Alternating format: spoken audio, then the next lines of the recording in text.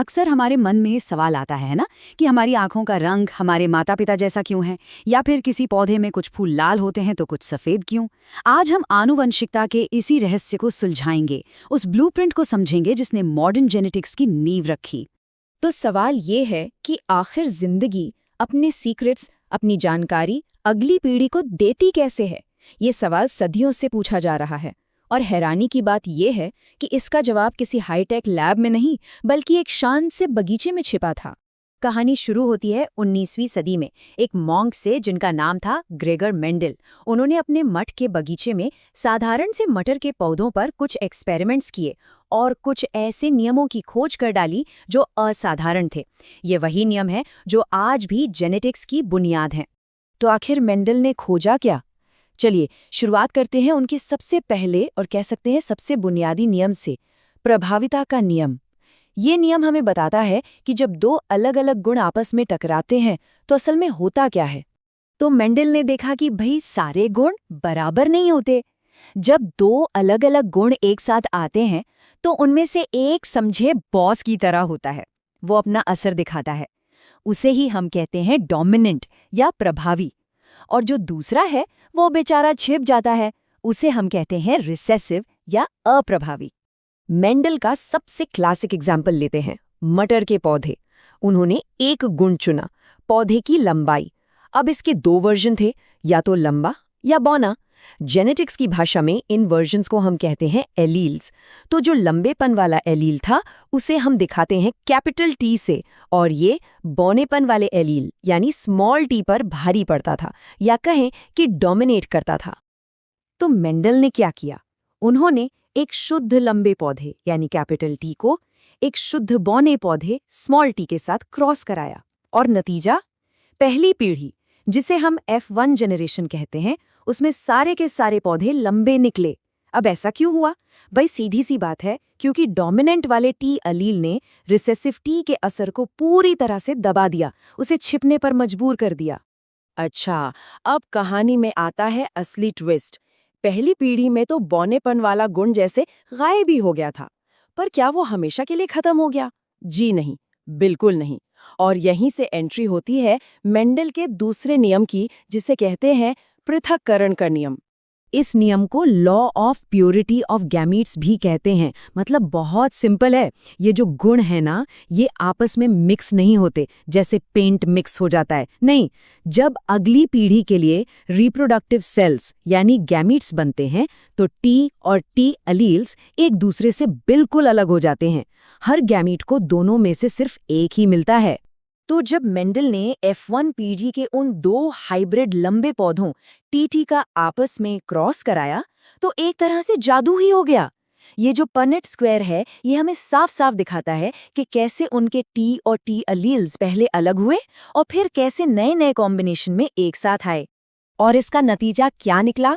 F2 पीढ़ी में हमें 3 लंबे पौधे मिले और साथ में मिला एक बौना पौधा। अरे वाह, वो छिपा हुआ गुण वापस आ गया। और इसी से मिला वो मशहूर 3:1 का अनुपात।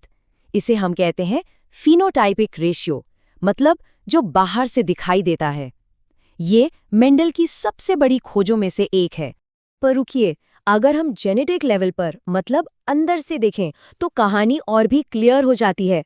यहाँ हमें मिलता है जीनोटाइपिक रेशियो, जो है 1:2:1। मतलब क्या? एक पौधा है शुद्ध लंबा टीटी, दो हैं हाइब्रिड लंबे टीटी, और एक है शुद्ध बौना स्मॉल टीटी। ये जो 1:2:1 का रेशियो है, इसे गांठ बांध लीजिए। नीट जैसी परीक्षाओं में ये बहुत पूछा जाता है। ठीक है, तो अभी तक हम सिर्फ एक ही गुण की बात कर रहे थे, जैसे पौधे की लंबाई। पर असल दुनिया में तो एक साथ कई गुण होते हैं, है ना? तो क्या होता है जब हम एक साथ दो गुणों को ट्रैक करते हैं? बस यहीं पर आता है मेंडल का तीसरा और आखिरी नियम। इसका बहुत सीधा सा मतलब है, समझिए कि अलग अलग गुण जैसे बीज का आकार और बीज का रंग, ये दोनों अपनी अलग अलग गाड़ियों में सफर कर रहे हैं। एक की विरासत दूसरे को बिल्कुल भी प्रभावित नहीं करती, दोनों पूरी तरह से आजाद हैं। इसको समझने के लिए मेंडल ने एक साथ दो गुणों को स्टडी किया। पहला, बीज का शेप, गोल है या झुर्रीदार, और दूसरा बीज का रंग पीला है या हरा। अब इसमें गोल शेप और पीला रंग ये दोनों डोमिनेंट गुण थे। तो जब इन 2 गुणों वाले पौधों को क्रॉस कराया गया तो F2 पीढ़ी में 4 अलग अलग तरह के कॉम्बिनेशंस देखने को मिले। देखिए, ऐसा बिल्कुल नहीं हुआ कि गोल बीज हमेशा पीले ही होंगे या झुर्रीदार बीज हमेशा हरे। नहीं, इसका मतलब साफ था, बीज का आकार और बीज का रंग दोनों गुण अपने अपने रास्ते पर चल रहे थे, बिना एक दूसरे को परेशान किए। और इसी आज़ादी से हमें मिला डाई हाइब्रिड क्रॉस का वो जादुई आंकड़ा 9-3-3-1 का अनुपात। ये नंबर जेनेटिक्स की दुनिया में एक मील का पत्थर है। ये इस बात का पक्का सबूत है कि गुण स्वतंत्र रूप से अगली पीढ़ी में जाते हैं। अब एक सवाल जरूर मन में आता है, मेंडल इतने सफल कैसे हो गए? क्या ये सिर्फ उनकी किस्मत थी? नहीं, बिल्कुल नहीं। उनकी सफलता का एक बहुत बड़ा राज था उनका चुना हुआ सब्जेक्ट, यानी मटर का पौधा। सोचिए, मटर का पौधा ही क्यों? भाई कई वजह थी। पहली तो ये कि इसकी लाइफ साइकिल बहुत छोटी होती थी, मतलब नतीजे फटाफट मिलते थे। दूसरा, इसमें सेल्फ पॉलिनेशन और क्रॉस पॉलिनेशन दोनों को कंट्रोल करना बहुत आसान था।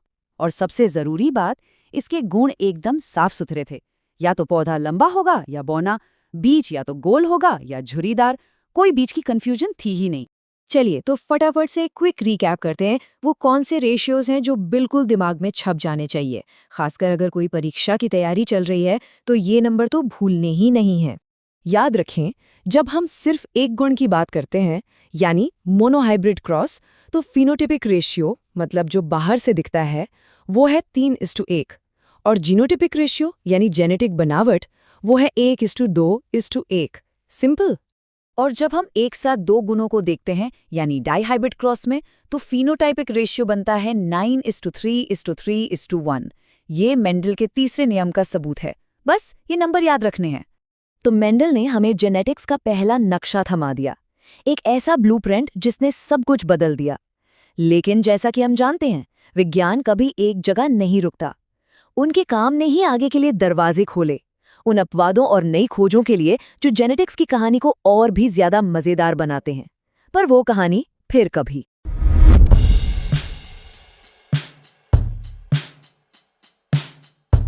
Like, comment, and subscribe.